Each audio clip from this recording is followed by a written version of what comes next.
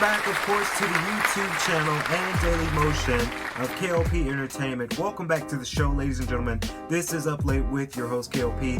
Welcome back to the show, y'all. You know, we've done 2 episodes last week, and you guys really enjoyed the shows that we put out for you guys. We talked about a lot of interesting stuff, and then we talked about a lot of tech stuff last week, and we're going to do the same for this week's show. Hopefully you guys remember to subscribe to either our Instagram, Twitter, Facebook, whatever social media that you guys have. Please be sure that you guys follow us there, and also subscribe to our channel on both YouTube, Facebook, and Daily Motion at K.L.P. Entertainment. So let's get on to it. We're not going to waste any time about this because, you know, I do have quite a bit of a story to tell you guys on this week's episode. Now, this is relating a little bit more to a techie news. So if you're waiting for that personal story later on this week, stay tuned. We are going to be filming a personal video like we normally do when we tell you about the stories, because I do have a story to tell you guys. We are going to film it right after we film this, but you know, it's going to be weeks before when you guys can see it. So let's get on to the story, y'all. So as you guys know, I recently had purchased a Nintendo Switch. So I know a lot of people are, everyone was telling me that I am super late to the game. Why did it take me this long to get a Nintendo Switch? Why did I get a Nintendo Switch? And I wanted to express that on today's show because, you know, we are a tech channel. That's when we first started. When we did YouTube, we done films and tech. So, you know, we want to perfect with that technology, and we're trying to squeeze this story down into 15 minutes. So let me tell you about the story, okay? So, you know, it's 2021, as we all know, it's 2021, brand new year. I did make it a goal of mine to get sort of a next-gen console. Now, the original plan for it was I was going to go out and get a PlayStation 5, but obviously we all know they don't have them anywhere. So, you know, you can't. You know, I waited and I see if Sony was going to make more. I was waiting to see if they're going to change their minds and say, okay, we need to produce a lot more because there's a high demand for it. Sony's smart because Sony, this is how they make a lot of money for this, is because they make a certain amount of something, and then when they sell out, it becomes a high popular demand, so that way their marketing goes up, their PR goes up, everyone's talking about it. So of course it's smart as a business move. I would have done it if I was a video game manufacturer or a video game maker, but I'm not. But I understand business. As most of you guys know, I did get my bachelor's degree recently in business administration and marketing, so I do know what they're doing. So it's smart. It's a very, very smart concept.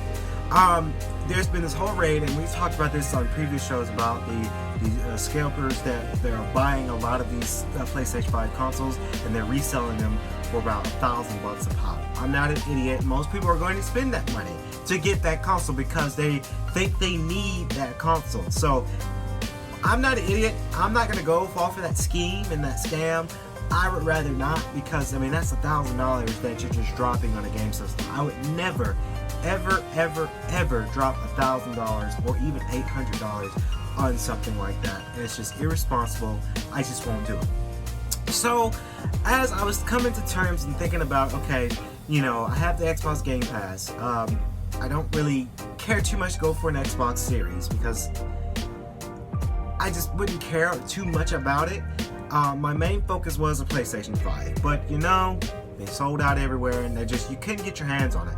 I thought it's this one console that I know that I can get my hands on, and it was the Switch. They're still selling Switches out there, so I decided to budget out for that.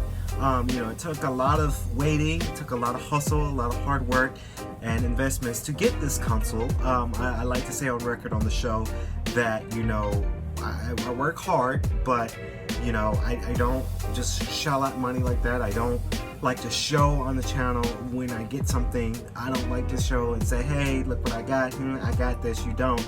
That's not the concept of this video and any other unboxing videos that I've done in the past. This is just the best business move for our channel and a smart investment. So I went up, going to GameStop. Now, a lot of people talked about GameStop in their surge, and there's a more to the story because I actually just came from GameStop today. A little bit more about that later in today's show. So I ended up going to GameStop, right? They didn't have the they had the Mario Edition, to which I had. The Mario Edition, they were selling them like hotcakes because it's 35 years of Mario, and you know that was their promotion they had going on. They did best all the Switches they had. They did have about 2 Nintendo Switch Lites. To me, it's a great concept, but I like the idea. I mean, I do like the idea of it being handheld and you get to lay in your bed or lay on your couch and play, but I like the idea to where I can plug it up to my TV, and that way if I have my brother come over who wants to play Switch with me one day, we can plug it up to the TV. And that's one thing I like about the original Switch, and I was going for the original Switch. I wasn't going for the Switch Lite because it's good, it's cheaper, and it does about the same thing, but it doesn't connect to TV, or so I've heard. So I'm like, okay, I want to buy the concept. I'm buying the concept of this Switch where you can have your Joy-Cons out of your screen. You can plug it up to your TV. That's the whole purpose of that Switch. So the Mario Edition came out. The salesman at GameStop, they sold me on it because it came with, of course, the Switch. It came with 2 grips. It came with a little controller grip, I want to say it's called. It came with a case. I have the case. I'm staring at it here in the studio. Came with a case, and it came with a screen protector. So you're really getting the bang for your buck for the Switch, for the Mario Edition. A lot of people criticized it not being true red. I saw a lot of YouTubers unboxing their Mario Edition Switches, and some people love their Switch. There's a lot of YouTubers that I've saw, they really enjoy the content style of that Switch. But there are also other YouTubers that have unboxed their Switch, the Mario Edition Switch, and they didn't like the contrast red. I like it. You know, it's like to me, it's like a hot red a little bit. So I enjoy it. So I ended up getting, of course, the 3 games. As you guys go back and see that video. There's more to this story. You know, not just saying that, hey, I'm enjoying the Switch. I love this thing. I ended up getting 3 games for it when I first got it, and then I actually got another game digitally because you know, this was the game that everyone was talking about. Some of my friends suggested to it. Yeah, I did get the Paper Mario, the Origami King. I enjoyed that. I played. This was late last night when I played it, when I first played it, and I was kind of tired because I was working all day yesterday. But I played a good 30 minutes of it, and I am hooked. I enjoy the story. To me, it's very funny. The script writing for Mario and Luigi and other characters so far that I've seen, they're very, very funny. Reading the subtext, and I actually laughed at some of the script that was in the text. So that's a very fun game. I mentioned today that I just came from GameStop all the way to the studio. What I'm about to say, I know a lot of people are going to hate me for this, but this is kind of a moral for you guys because I love GameStop, and let me tell you why I love GameStop, because it reminds me of my childhood. It reminds me that, you know, it's a store that sells video games, and I've been going to GameStop all my life. Lately, 2020, 2019, 2018, I've been buying my games digitally because I like the comfort of my own home, at home shopping. I like online shopping because it suits my needs. It really does what I need it to do at home, buying my games. But I do like the idea of going to an actual game store like GameStop and shopping for video games, looking around, looking all the cool knickknacks they have in the store, the music. Today they had the Legend of Zelda music theme song playing in the background in the store. Here's the moral of the story, y'all. I did trade in Zelda Breath of the Wild. I know I'm probably gonna get some hate comments for this because everyone has enjoyed that game when it came out. It was Game of the Year. I played it. I wasn't instantly hooked on the game.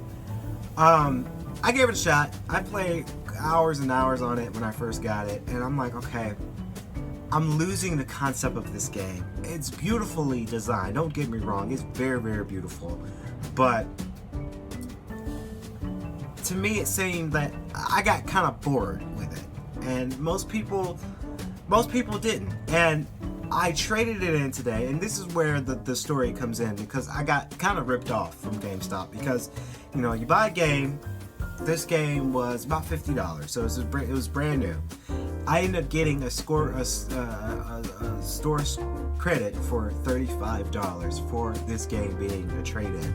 I broke the seal, so the value decreases, which I understand. That's business. It's just like a brand new car. Your car, when you first get it off the lot, it starts to depreciate over time. And that's what I've done, is because I played it and I broke the seal, that knocked down $20. So I was upset, but I still wanted to go through with the trade, because now that I broke the seal, the game is not worth that $50 anymore. So if I tried to sell it on Amazon or try to sell it on eBay, I probably would have got the same amount of dollars that I did inside the store credit.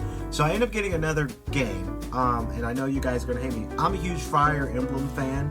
I like Fire Emblem back in the day. I like them in Project Cross Zone, so I ended up getting Fire Emblem Warriors, which I will do a review on that, and all the other games I'm going to do a review on that as well later on in the future. But I just wasn't instantly hooked on Breath of the Wild, and I hate to say it because a lot of people were. And there was the same guy. The day when I went and got the Switch, I went back, it was the same guy working. So I'm like, damn, you're still here? Like, you're still working.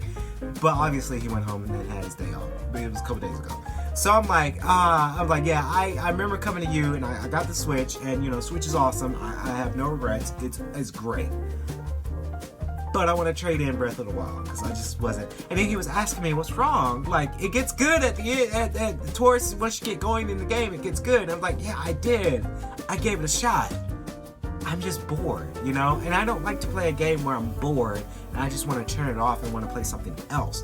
And that's one thing I felt with Breath of the Wild. It's like, okay, I'm playing, and it's just I get a little bored, and you know, I'm like, okay, this maybe this is not the game for me. And a lot of people enjoy the game. Don't get me wrong, a lot of people enjoy this game, but I just wasn't instantly hooked. I hate to say it for all of you Zelda fans, and hopefully maybe I can get back into Zelda, because Zelda does have a lot of, well, Link and Zelda, they have quite a few games that are coming out that I do want to try. So maybe Breath of the Wild may have not been my favorite right now.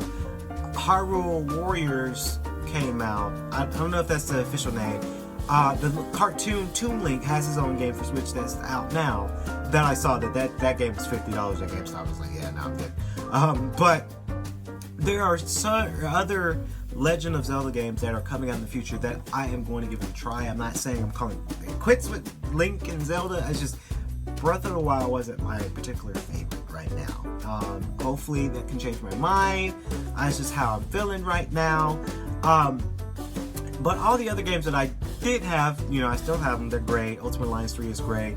Odyssey, Super Mario Odyssey is fantastic. I'm actually about to beat the game. I think I got like 3 more kingdoms to go, and I'm about to beat that game. It's just it's crazy. And then Paper Mario Origami King, it's you know, it's out there. And of course Fire Emblem Warriors, which I haven't started yet because I came straight to the studio because we had to film some stuff today. But let me know what you guys think about these comments that I just made. I know I probably pissed somebody off right now while watching this show. I'm sorry. Maybe I can get back into it later on in the future. Just right now, I'm just not into it. But let me know, of course, if you guys want to, of course, be friends on Nintendo Switch. My username is KLP3. I want to say it is.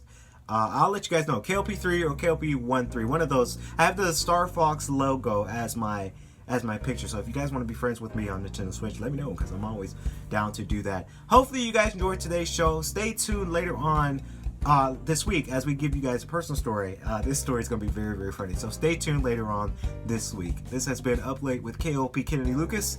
I'm K.L.P. Kennedy Lucas. Stay safe. Stay swanky.